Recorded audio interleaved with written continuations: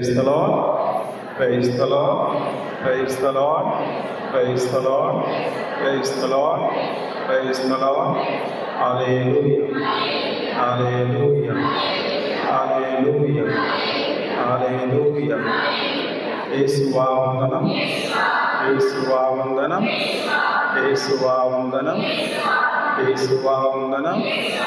తండ్రి దేవా వందనం, తండ్రి దేవా వందనం, తండ్రి దేవా వందనం, పవిత్రాత్మ దేవా వందనం, పవిత్రాత్మ దేవా వందనం. Praise the lord, praise the lord, praise the lord. మీ అందరికీ రక్షకుని ఆలయ సమర్పణ పండుగ శుభాకాంక్షలు తెలియజేస్తూ ఉన్నాను.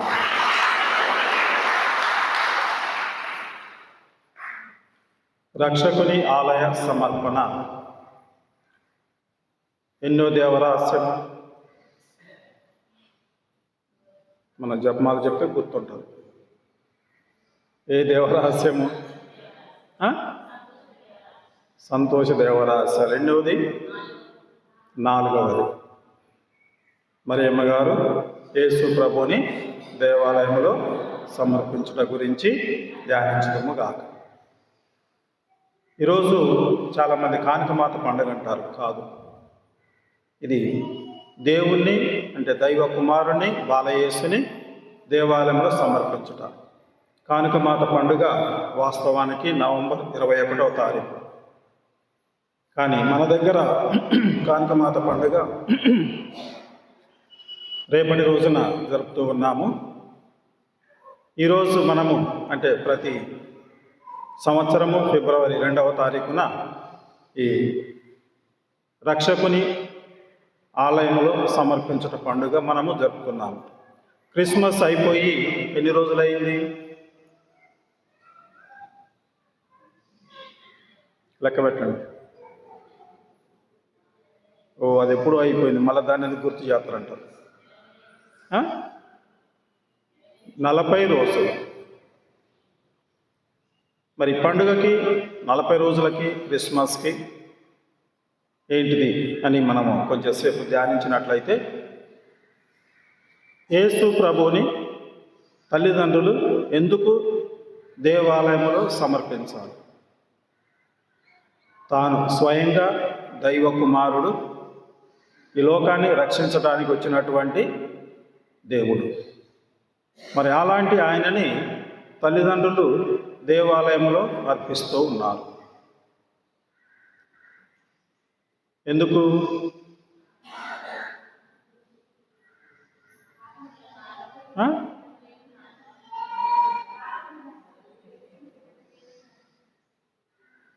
పాత నిబంధనలో ఎక్కడున్నది తెలియదు. నిర్గమకాండము 11-12 అధ్యాయాలలో దేవుడు మోషే ద్వారా ఇజ్రాయేలు ప్రజలకి తెలియజేస్తాడు. ఏమని? ప్రతి తొలుచూలు మగబిడ్డ, అది మనుషులకు కానీ జంతువులకు కానీ, తీసుకొని వచ్చి దేవునికి సమర్పించాలి. ఆ సమర్పించేటువంటి సమయంలో నువ్వేం చేయాలి? దేవునికి కానుకలు ఇవ్వాలి, దేవునికి సమర్పించాలి. దేవుని దగ్గర నుంచి నీవు మళ్ళా పొందాలి. దేవునికి ఇచ్చిన దాన్ని మళ్ళీ నువ్వు పొందాలంటే ఏం చేయాలి? కానుకలు ఇవ్వాలి. మీరు అనొచ్చు, ఇది ఎక్కడ లాజిక్ అండి? మా కొడుకుని మేమిచ్చి మళ్ళీ మీకు డబ్బులు ఇచ్చి మీ తీసుకోవడం ఏందంటారు. మన భాషలో డబ్బులు అంటారు, వాళ్ళ భాషలో కానుకలు. మరి ఆ బలిని సమర్పించినప్పుడు నీవు తిరిగి ఆ సంతానాన్ని, మొదటి సంతానాన్ని తీసుకున్నప్పుడు నీవు ఇవ్వవలసింది ఏంటిదంట? ఏముంది దాంట్లో? ఒక కోడిపిల్ల, పందిపిల్ల, గొర్రెపిల్ల, మచ్చ కానీ ముడత కానీ కుంటిది కానీ గుడ్డిది కానీ ఏమీ లేకుండా ఉన్నదానిని దేవునికి సమర్పించి నువ్వు తెచ్చుకోవాలి. అది దేవుడు మోషే ద్వారా ఇచ్చినటువంటి చట్టం, ధర్మశాస్త్రం. ఎప్పుడైతే నీవు ఆ పని చెయ్యవో ఏమైందంట? ఎన్నో అరిష్టం అది. చివరి అరిష్టం ఏంటిది? మొదటి సంతానము చనిపోవటం. నీవు పాస్కా రోజున ఏం చేయాలి? ఒక గొర్రె పిల్లను కొయ్యాలి. అది మీ కుటుంబం వాళ్ళు పూర్తిగా తినాలి. అది మసాలాలు, ఉప్పు, కారాలు వేసి వండేది కాదు. ఏ విధంగా వండాలంట? నిప్పుల మీద వండి శుభ్రంగా తినాలి. మీ ఇంటి వాళ్ళు కనుక తినలేకపోతే పక్కింటి వాళ్ళని తీసుకోండి. అందరూ కలిసి దాన్ని పూర్తి చేయాలి. దాన్ని బలి ఇచ్చినప్పుడు దాని యొక్క రక్తాన్ని ఏం చేయమన్నారు? దర్వాజలకి రెండు వైపులా, తర్వాత పైన. ఎప్పుడైతే దూత వస్తుందో, ఎవరి ద్వారం మీద ఈ రక్తపు మరకలు లేవో వారి కుటుంబంలో ఉన్నటువంటి మొదటి సంతానం, పశువు కానీ మనిషి కానీ చనిపోతారు. ఆ విధంగా దేవుడు చేశాడు. ఎప్పుడైతే ఇజ్రాయేలు ప్రజలు అందరూ ఆ విధంగా చేశారో వాళ్ళు రక్షించబడ్డారు. మిగతా వాళ్ళందరూ కూడా చనిపోయారు. అప్పుడు హేరోదు అంటాడు మోషేని పిలిచి, అయ్యా నీకు దండం పెడతా, మా వాళ్ళందరూ చనిపోతున్నారు, మీ వాళ్ళని తీసుకొని వెళ్ళు, ఎంత త్వరగా వెళ్తే అంత మంచిది అని. అప్పుడు 10వ అరిష్టం అయిన తర్వాత హేరోదు వదిలేస్తాడు. ఫారో రాజు, ఫారో అన్న హేరోదు అన్న వాళ్ళందరూ ఒకటే పేరు. వదిలేసినప్పుడు వీళ్ళు వెళ్ళిపోయిన తర్వాత అప్పుడు వాళ్ళు ఊపిరి పీల్చుకుంటారు. ఉట్టిగా బొమ్మన్ల వాళ్ళని బంగారము, వెండి, కావలసినటువంటి డబ్బులు అన్నీ మీకు ఇస్తాం, మీరు వెళ్ళిపోండి, ఎంత త్వరగా పోతే అంత మంచిది అని మొత్తం ఇచ్చేశారు. ఇజ్రాయేలు ప్రజలని పంపించేశారు. దేవుడిచ్చినటువంటి ఆ చట్టాన్ని ఇప్పుడు మరియమ్మ గారు, జోజప్ప గారు ఆచరిస్తున్నారు. మేము దైవ కుమారుడు, మరి దైవ కుమారుని దేవాలయానికి వెళ్ళి ఎందుకు అర్పించాలి అని వాళ్ళు అనుకోలేదు. వాక్యం అంటుంది, ధర్మశాస్త్రంలో ఉన్నటువంటి విధులన్నీ కూడా నెరవేర్చారు. అంటే దేవుడు కూడా చట్టాలకు లోబడి జీవిస్తున్నాడు.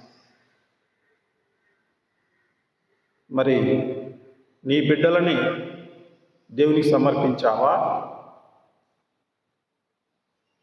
అంత మంచి అలవాటు మాకు లేదు స్వామి, నువ్వేదో జ్ఞానస్థానం తీసుకొస్తావు. ఎన్నో రోజు ఈ మధ్యలో 21 అని చేస్తూ ఉంటారు. 21 ఎక్కడి నుంచి వచ్చింది? 21వ రోజు ఆయన నుంచి వచ్చింది. ఏ ఆచారం అది? ఏ గ్రంథాలలో ఉన్నది? ఉన్నదా మన గ్రంథాలలో? పరిశుద్ధ గ్రంథంలో ఉన్నదా? ఉందా? తలకై చూపుతున్నారు, ఇటు చూపుతున్నారు. ఎందుకంటే మనకు అర్థం కాదు కాబట్టి ఇటు అంటారు, ఇటు అంటారు. నువ్వేదని చెప్పుకో అని. మనకు లేదు. 7వ రోజున ఉన్నది. 7వ రోజున మనము జ్ఞానస్థానం ఇప్పియాలని, అంటే దేవుని దేవాలయాన్ని తీసుకురావాలని. లేదా కొంతమంది 3వ రోజు తీసుకొస్తారు. 3వ రోజు ఎందుకంటే యేసు ప్రభు ఉత్థానమయ్యాడు కాబట్టి ఆ రోజున. కానీ వాక్య ప్రకారము లేవీల కాండము 12వ అధ్యాయం, ప్రతి తొలుచూలు మగబిడ్డ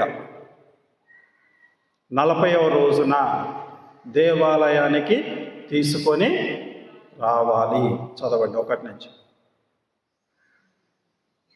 లేవీల కాండము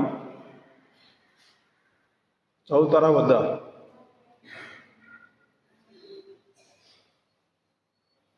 12వ అధ్యాయము 1 నుంచి.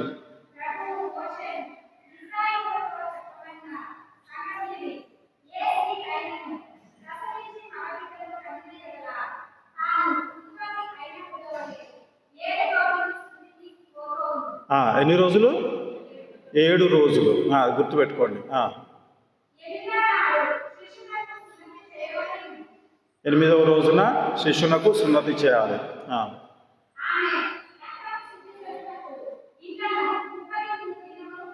ఎన్ని రోజులు? 33 + 7 ఎన్ని రోజులు?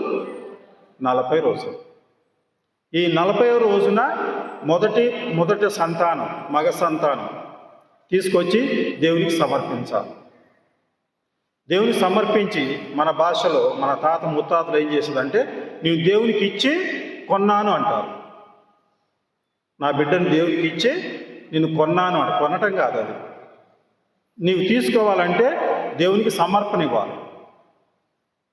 ఆ సమర్పణ ఆ రోజుల్లో వాళ్ళు ఇచ్చింది ఏంటంటే గొర్రెపిల్ల. దేవునికి గొర్రెపిల్ల సమర్పించి తమ సంతానాన్ని తీసుకునేటువంటి వాళ్ళు. అది మగబిడ్డకి. మరి ఆడ శిశువుకి ఎన్ని రోజులు? 21వ రోజా? చదువు, మళ్ళా చదువు, కంటిన్యూ చేయి.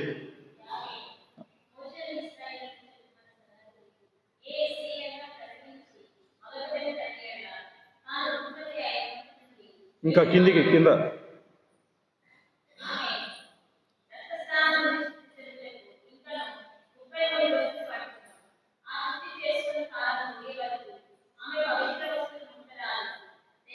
అది మగ సంతానానికి 40 రోజులు. ఆమె ఆడబిడ్డ కనినచో ఎన్ని రోజులు? 14. ఇంకా చదువు.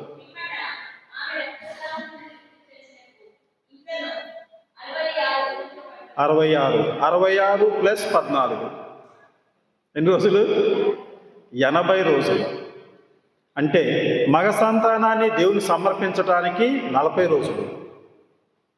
అదే కనుక ఆడ శిశువు జన్మిస్తే దేవుని సమర్పించటానికి ఎన్ని రోజులు? 80 రోజులు. మరి 21 ఆడుంది ఉందా? కొంతమంది వచ్చి స్వామి 21 రోజు మా అది పేరు పెట్టండి. అది ఏ రోజు అన్నా కానీ 21 రోజు మాకు, ఎందుకంటే మీరు ఫంక్షన్ చేస్తున్నారు. ఉందా బైబిల్లో 21వ రోజు? లేదుగా. మరి ఎందుకు మీకు అంత ఆతృత? దేవునికి సమర్పించేటువంటి రోజులు బైబిల్లో క్లియర్గా ఉన్నాయి. యేసు ప్రభు ఆచరించాడు. తమ తల్లిదండ్రులు మరియమ్మ గారు, యోసేపు ఆచరించారు. అది ఈ రోజున మనము క్రీస్తు ప్రభు దేవాలయంలో సమర్పణ కానుకగా, అంటే వీళ్ళు తీసుకొని వెళ్ళి ఆయనకు అర్పించారు. ఒకవేళ నీవు గొర్రె పిల్లను కానీ లేదా గాడిద పిల్లను కానీ పంది పిల్లను కానీ ఇయ్యలేని పరిస్థితిలో నువ్వు ఉన్నట్లయితే, అంటే పేదవాళ్ళు అయితే ఏం చేయాలంట? చదువు, కంటిన్యూ చేయి.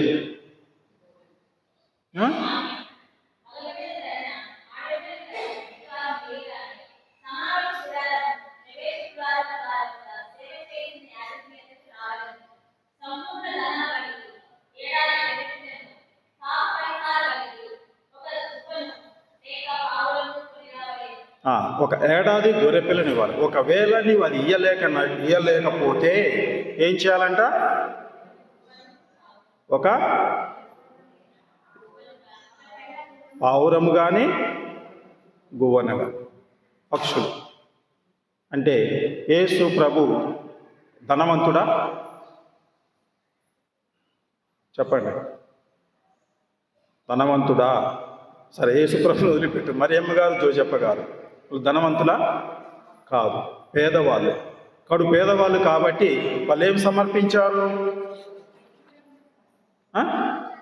యేసు ప్రభున ఒక జత గువ్వలనైనను పావురం పిల్లను ఆయన సమర్పించారు. అంటే బాలయేసుని దేవాలయంలో ఇచ్చేసి యాజకునికి ఇచ్చి సమర్పించి మళ్ళీ ఆయన తీసుకోవాలంటే వీళ్ళు ఏం చేయాలి?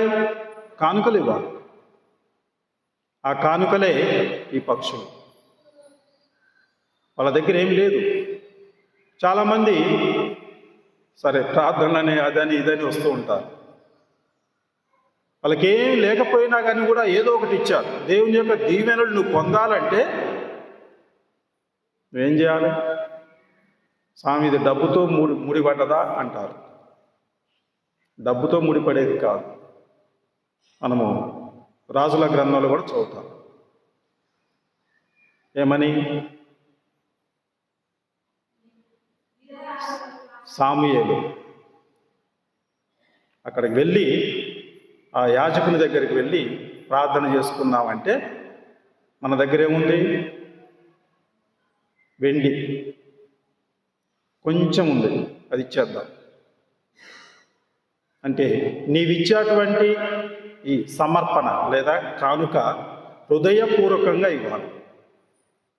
గునుక్కుంటూ సనుక్కుంటూ ఇంకా రకరకాలుగా మాట్లాడుతూ విమర్శిస్తూ ఇచ్చినట్లయితే నీకు శాపాలు తప్ప దీవెనలు లేవు.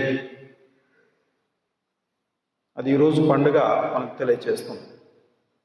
నీవిచ్చేటువంటి కానుక సంపూర్ణంగా పరిపూర్తిగా హృదయపూర్వకంగా నీవు సమర్పిస్తేనే నీకు దీవెనలు. లేనట్లయితే నీకు శాపాలు తప్ప ఇంకేమీ మిగలదు. ఎందుకు అంటే మనము అప్పుడప్పుడు అంటూ ఉంటాము, వీడు నికృష్టుడు అంటాం, లేదా మంచోడు కాదు అంటాం, లేదా ఈవిడ మంచామ కాదు అంటాం. ఎందుకు? వాళ్ళు మనుషులకి గొడవలు పెడతారు, ఇంటింటికి పుల్లలు పెడతారు అంటాం. అవునా? క్రీస్తు ప్రభువు కూడా అదే చేస్తున్నాడు. ఏమన్నాడు? ఇక్కడ వాక్యం ఏముంటుందంటే, ఇదిగో ఈ బాలుడు ఇశ్రాయేలులలో అనేకుల పతనమునకు ఉద్ధరింపునకు కారకుడగును, ఇతడు చదవండి. వివాదాస్పదమైన పుల్లలు పెట్టే యేసుప్రభు పుల్లలు పెడతానికి వచ్చాడు, గొడవలు పెడతానికి వచ్చాడు. మామూలు మనిషి కాదు. యేసు ప్రభు వచ్చింది పుల్లలు పెట్టడానికి. వివాదాస్పదం అంటే ఏంటిది? ఒకరొకరికి గొడవలు పెడతారు. కుటుంబాల మధ్యలో గొడవలు, అత్తమామల గొడవ, అత్తకి కోడలకి మధ్యలో గొడవలు, తర్వాత అందరికీ అన్నదమ్ములకి అక్కచెల్లెళ్ళ గొడవలు. ఎందుకంట? దాని తర్వాత ఏముంది? అనేకుల మనోగత భావాలను, నీ లోపల ఏముందో ఆయన బయట పెడుతుంది. అందుకే గొడవలు. పుట్టికి కాదు. బయట వాళ్ళు గొడవలు పెట్టి దేనికి? నిన్ను నాశనం చేయటానికి. కానీ క్రీస్తు ప్రభు పెట్టేటువంటి గొడవ దేనికి? నిన్ను నాశనం చేయటానికి కాదు, నిన్ను ఒక ఉన్నత స్థాయిలో ఉంచటానికి. నీలో ఉన్నటువంటి మనోభావాలు బయట పెడతానికి. నటిస్తారు అంటారు కదా, అలాంటి నటనా జీవితాన్ని ఆయన బయట పెడతానికి వచ్చాడు. అదే ఈ దేవాలయ సమర్పణ పండుగ. నేను ఇక్కడికి వచ్చిన తర్వాత కొన్ని సంవత్సరాల క్రితం, కరోనా అయిన తర్వాత అనుకుంటారు బహుశా, చాలామంది పాలెం నుంచి తర్వాత ఇక్కడ కొంతమంది అడిగారు, జనవరి 1 రాగానే ఏమని, స్వామి వాగ్దానాలు లేవా మీ దగ్గర అన్నారు. నాకు కొద్దిగా ఆశ్చర్యం అనిపించింది. ఏంది వాగ్దానాలు అంటే ఏంటి అన్న.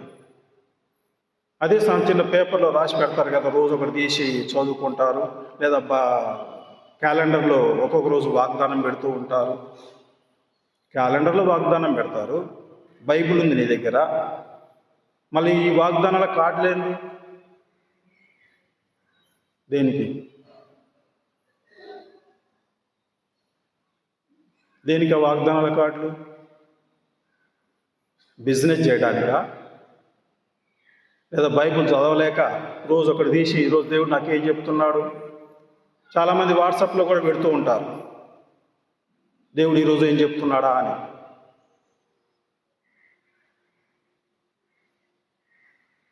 నేను చాలాసార్లు ఆలోచన చేశాను, అసలు ఎందుకు ఈ వాగ్దానాలు, ఎవడు సృష్టించాడు దీనిని? కానీ దేవుడు ఇద్దరు వ్యక్తులకి వాగ్దానం ఇచ్చాడు. ఎవరు వాళ్ళు?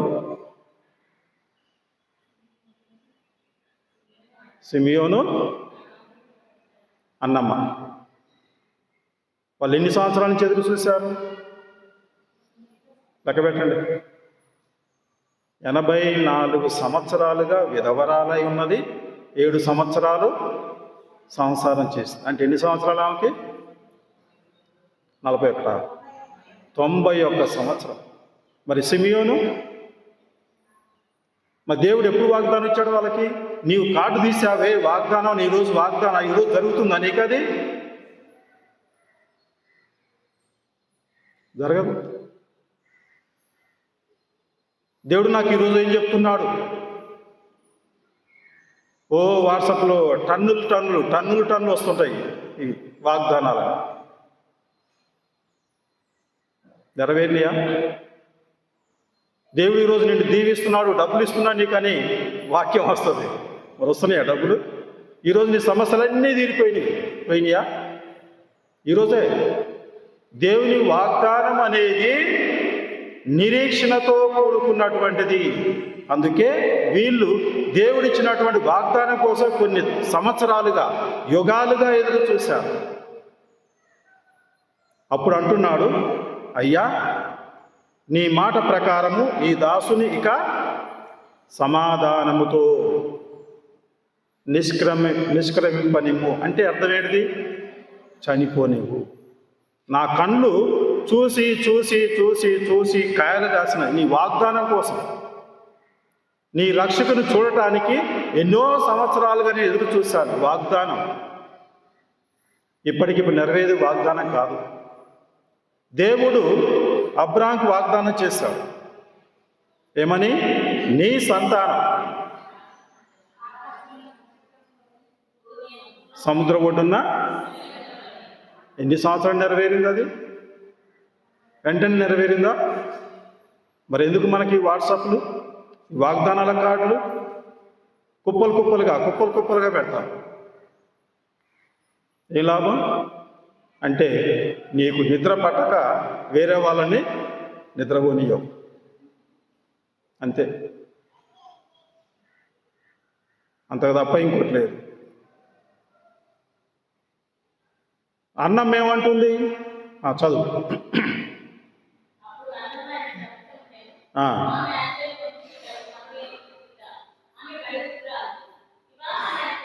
కాదు ఇంకా ముందు కిందికి రా, అదంతా తెలిసిందే. దేవునికి ధన్యవాదములు అర్పించను. యెరూషలేము విముక్తికై నిరీక్షించు వారందరకు. యెరూషలేము ఎప్పుడు రక్షించబడుతుందా? ఎంతోమంది కొన్ని సంవత్సరాలుగా ఎదురు చూస్తున్నారు దేవుని వాగ్దానం. ఇజ్రాయేల్ ప్రజల్ని దేవుడు రక్షిస్తారని వాగ్దానం చేశారు. ఎన్ని సంవత్సరాలు నెరవేరింది? ఈజిప్ట్ దేశం నుండి వాళ్ళు బయటికి రావడానికి ఎన్ని సంవత్సరాలు పట్టింది? 430 సంవత్సరాలు. ఒకరోజు కాదే, ఒక గంట కాదే, 2 గంటలు కాదు. ఈ 430 సంవత్సరాల నిరీక్షణ, దేవుని వాగ్దానం నెరవేరింది. మరి అంత ఓపిక, నిరీక్షణ, దేవుని వాగ్దానం నెరవేరటానికి మనము ఎదురు చూస్తూ ఉన్నామా? మన ప్రార్థనలు ఎట్లుండే అంటే, దేవుడా ఈరోజు నేను పనికి వెళ్తున్నా, పోంగనే అయిపోవాలి, ఎమ్మటే నాకు సమాధానం కావాలి. అప్పుడు దేవుడు అంటాడు, సరే పో అంటాడు. జరుగుద్దా? చెప్పండి, జరిగినాయా? ఏమో సార్ మాకు తెలియదు. కొన్నిసార్లు నీ రాత బాగుంటే జరుగుతుంది, లేకపోతే జరగదు. ప్రియ సహోదరి సహోదరులారా, మరి దేవునికి సమర్పించేటువంటి సమయంలో నీవు దేవునికి ఏం సమర్పిస్తున్నావు? ఏం సమర్పిస్తున్నారు? ఏమి లేదు స్వామి, వచ్చి కూర్చుంటున్నా, దివ్య సంసారం తీసుకుంటున్నా, పోతున్నా, అంతేనా? దేవునికి నీవేం సమర్పిస్తున్నావు? శుక్రవారం ప్రార్థన చేస్తున్నాం, లేదా మంగళవారం ప్రార్థన చేస్తున్నాం, లేదా శనివారం ప్రార్థన చేస్తున్నాం. ఇదే మా సమర్పణ. గంటలు ప్రార్థన చేస్తున్నాం. మరి ఏం సమర్పిస్తున్నావు నువ్వు? ఈ రోజుల్లో యువకులు ప్రపంచమంతా, చిన్నపిల్లల కానించి యువకుల వరకు, మరి పెద్దవాళ్ళంటే విశ్వాసం ఉన్నారు కాబట్టి, స్వామి మేము పూజకు వస్తే మాకు ఏమవుతుంది? బోరు కొడుతుంది. ఎందుకంటే ఎప్పుడు అదే పద్ధతి, ఏమాత్రం చేంజ్ లేదు, ఒకటే పద్ధతిలో ఉంది. మరి ఒకటే పద్ధతిలో రోజు ఉంటే మనకేమవుతుంది? బోరు కొడుతుంది. రోజు మటన్ తిని ఏమవుతుంది? నోరు టేస్ట్ ఉంటుందా? ఉండదు. రోజు తిని బోరు కొడుతుంది అంటారు. అట్లనే మన పూజ కూడా రోజు చూసి తర్వాత విని ఏమవుతుంది? బోరు కొడుతుందని ప్రపంచంలో ఉన్నటువంటి పిల్లలు, యువకులు అనే అటువంటి మాటలు. మీలో కూడా కొంతమంది అనొచ్చు, బోరు కొడుతుంది అని. సరే, బోరు కొడుతుంది పక్కన పెట్టి, నీవు ఈ దివ్య బలి పూజకు వచ్చినప్పుడు దేవునికి ఏం సమర్పిస్తున్నావు? నీ సమర్పణలో బోరు కొడుతుందా నీకు? ఏం సమర్పిస్తున్నావు దేవునికి? ఏముంది మీ దగ్గర సమర్పించడానికి? చెప్పండి. ఏమీ లేదు. వస్తున్నాం, పూజలో పాల్గొంటున్నాం, దివ్య ప్రసాదం స్వీకరిస్తున్నాం, వెళ్ళిపోతున్నాం, అంతేనా? చెప్పండి, ఏం సమర్పించాలి మీరు? మీ కుటుంబాలని, మీ పిల్లలని, మీ బంధువులని, చెప్పండి, మీ గ్రామాన్ని, మీ విచారణని. అది మీరు చేయవలసినటువంటి సమర్పణ. పూజలో పాల్గొన్న ప్రతిసారి దేవునికి ఏదో ఒకటి, అన్ని కాదు, అన్ని కలిపి కాదు,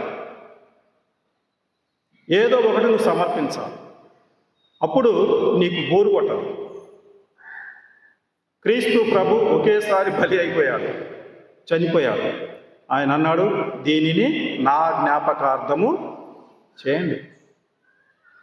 అదే మనం చేసేది, అది బోరు కొట్టేది కాదు. నీవు పాల్గొనే విధానాన్ని బట్టి నీకు బోరు కొడుతుందా, బోరు కొట్టదనేది నీ మీద ఆధారపడుతుంది. నీవు ఇదేం పూజ రోజు ఇదే పద్ధతిలో ఉందంటే బోరు కొడుతుంటే బోరే కొడుతుంది. లేదు, ఈ పూజలో నేను మంచిగా పాల్గొనాలి, హృదయపూర్వకంగా నా మనస్సు శరీరం ఇక్కడే ఉండి దివ్య బలి పూజలో పాల్గొనాలనుకుంటే నీకు బోరు కొట్టదు. అప్పుడు నీవు దేవునికి సమర్పించుకుంటావు. దేవునికి సమర్పించి తర్వాత నీ జీవితాన్ని నీవే తీసుకుంటావు. నీ జీవితాన్ని సమర్పిస్తున్నావు, తర్వాత ఆ జీవితాన్ని దేవుడు ఆశీర్వదించి నీకు తిరిగిస్తున్నావు. అప్పుడు నీకు దీవెనలు వస్తున్నాయి. ప్రియ సహోదరులారా, మరి ఈ రోజున ప్రత్యేకంగా ముఖ్యంగా మనము ఈ పండుగ రోజున చేయవలసింది ఏంటంటే బ్యాటి నుంచి ఒత్తుల ప్రదర్శనతో రావాలి మనం. క్యాండిల్స్ దేనికి? దేవునికి సమర్పించేటువంటిది. అందుకే మనము జ్ఞానస్థానంలో గురువు అంటాడు, ఒత్తిస్తూ ఏమని? గుర్తుండదు ఇప్పుడు. తల్లిదండ్రులారా, జ్ఞాన తల్లిదండ్రులారా, ఈ దీపికను చెప్పండి, ఇంకా ఎల్లప్పుడూ వెలుగుతూ ఉంచండి. ఉంచుతున్నారా? అదైపోయినా ఆర్పేస్తామన్నమాట.